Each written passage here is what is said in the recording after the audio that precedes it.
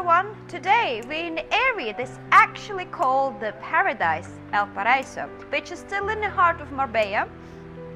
And this particular villa has really struck me because of two reasons. So when I walked in, it's a beautifully recently renovated house. However, it kept all of its beautiful traditional Spanish features. So let me show you a bit further. Come with me.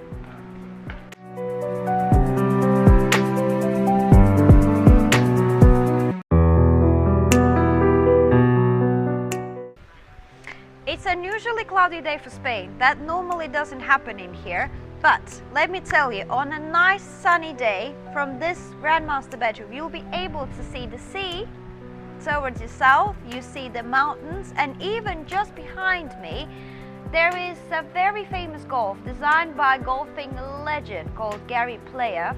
The place is called El Paraiso Golf, which is 18 holes, and that's literally 2 minutes drive from this property.